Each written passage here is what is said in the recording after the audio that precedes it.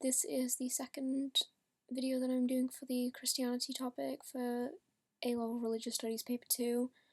Disclaimer, I'm not a teacher, I'm a student, my exam is in a couple days. So, let's go over it. So, this covers three main things: good conduct, the sanctity of life, and dominion. The first one being good moral conduct, the full name. And first of all, it's important that we look at the background to good moral conduct, because Christianity obviously came from Judaism, which is very legalistic, which means that it's very strict on rules. The overarching theme of the Old Testament, which is obviously what the Jewish people follow, is the covenant or the promise between God and the Israelites. So it was basically just a cycle of the Israelites promising to follow a rule, then they don't, so God just smites them all, and then they have to just start over again. But Christianity in the New Testament is all about the law of love, Jesus regularly showed that it was more important to love your neighbour and your God rather than follow strict rules. So this also comes from St. Paul. In one of his epistles, he teaches the new covenant to the Israelites and tells them that we do not have to follow old Jewish laws, so like kashrut, which is dietary laws, and circumcision. That was like his big one. And he said that humans depend on the grace of God to be saved. Works cannot save us, so just because you've been circumcised doesn't mean you've been saved. So this brings us on to justification by works. So this is a belief adopted by Catholics, which is where basically, yes, it is true that humans are justified and saved by faith. It's also important to demonstrate that through works. So you can achieve righteousness through the sacraments. So, for example, baptism, and if you die before reaching full righteousness, you have to spend a while in purgatory, in between, making up for not being fully righteous. And there is biblical support for justification by works. So one of them is in James, which says, "What good is it, my brothers, if someone has faith but does not have works?" And he also says that faith without works is dead. That's the one you should remember because it's easy and pretty clear.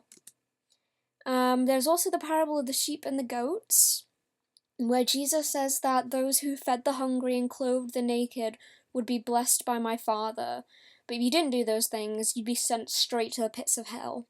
So that kind of suggests that you need to do good things in order to get into heaven.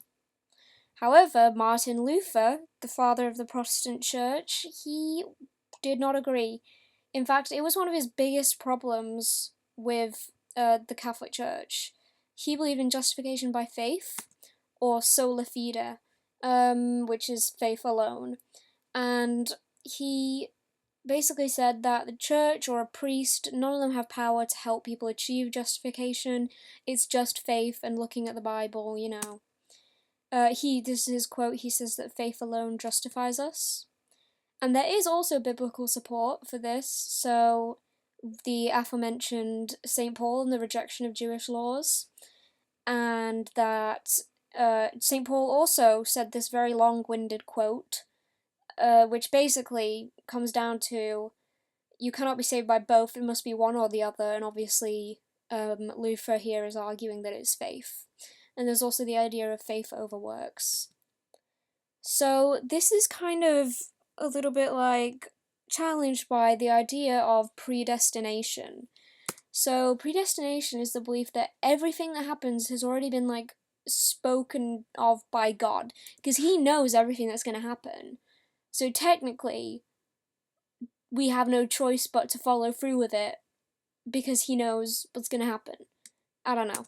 So, this can be backed up with St. Paul's letter to the Romans, where he reminds them of the story of Jacob and Esau from Genesis, and this was basically the story that they were brothers, but even in the womb, before they had been born, it had already been decided that one of them was going to be good and one of them was going to be bad. So they didn't even have a fighting chance. Do you know what I mean? And then John Calvin, the creator of Calvinism, he took on the stance of double predestination, which is very strict. It said that God chooses elects in advance who will be saved. Everyone else straight to hell.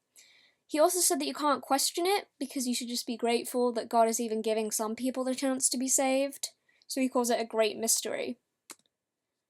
And the second topic is the sanctity of life. So we all know what this is. Life is sacred, only God can give or take it away because we are made in his image, or imago Dei. And also soul creationism. So when God says, I knew you in the womb or something before you were born, that's him. He creates a unique soul for each individual, so we can't mess with that. And obviously, this is going to cause opposition to actions like abortion and embryo research. They would not be good conducts. So for Catholics, they're pretty tight on it. To be fair, there's nothing they can do about that because they already went on that stance hundreds of years ago, and so now they can't go back on it. So it's supported by the Catechism 2270, which says that human life must be protected from the moment of conception. That's summarised. And so since human life begins at conception, abortion would be murder, which goes against the natural moral law, the primary precepts, you know. Aquinas, well, he was obviously in a time where there wasn't really much knowledge on how babies even worked. So he believed in delayed animation, which is the idea that, you know, life comes a little bit after conception. And he also believed that a fetus only receives their soul after 40 days, which is called quickening. And that's because after 40 days, that is when the fetus could start kicking. So that was really the only sign that they were alive back then, because obviously they didn't have ultrasounds. Now, the Church of England takes the weak sanctity of life approach, which is that they allow experimentation on embryos during the first 14 days of their existence. They might justify abortion with things like it's allowed up until the baby is viable, so they can live outside of the mother. Now, the just war theory is all about attributing good moral conduct to the idea of war. Because it's like, how can we justify going to war when it seems like it goes against everything that Christianity says?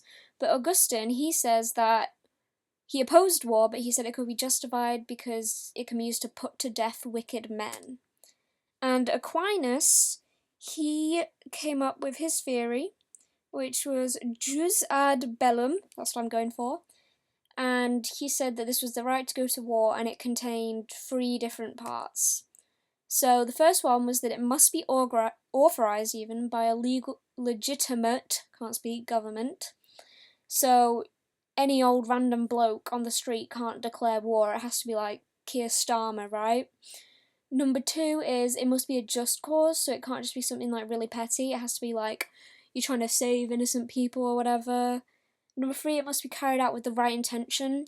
So you can't just declare war on a country because you don't like them. It must have an actual reason.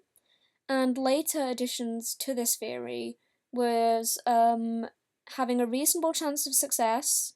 So if you don't think you stand a chance winning, then you can't go to war. And also last resort. So like there's no other way for this conflict or whatever to end. You have to go to war.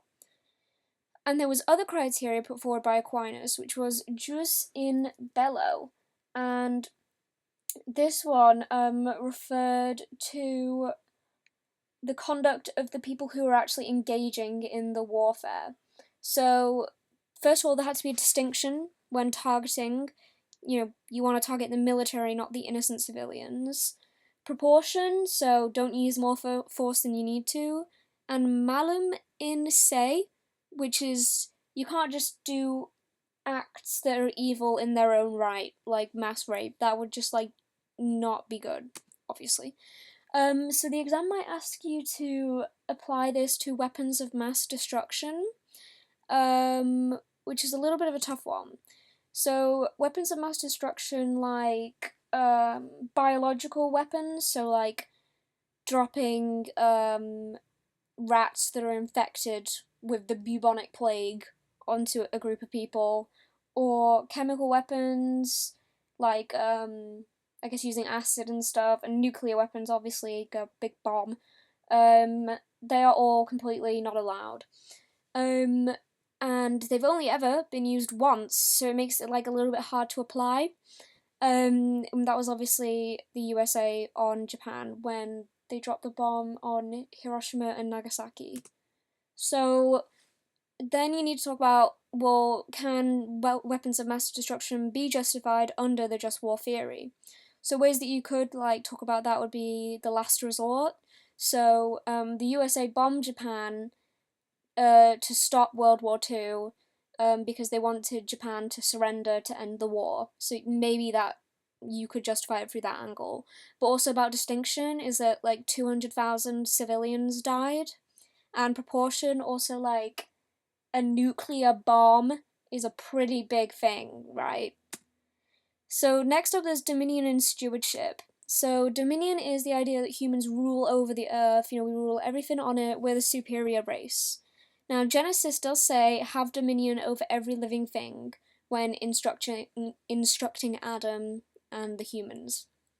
Aquinas supports dominion because he don't believe that animals really have souls.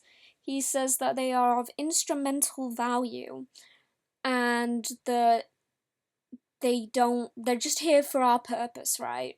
Now the catechisms, which I think changes to Catholicism on the next slide, basically traditional views from the Catholic Church would be that dominion, yes. See, I told you, changes. But the second view is stewardship, which is that humans actually take care of the earth and live in harmony with it. So this is another approach taken by the modern catechisms, saying that men owe them kindness, talking about animals, because they are God's creatures and he loves them. And there's also from the point of view of environmental groups saying that we need to protect the earth as God's creation for future generations. Obviously that has to do with climate change. So yeah, thank you for watching.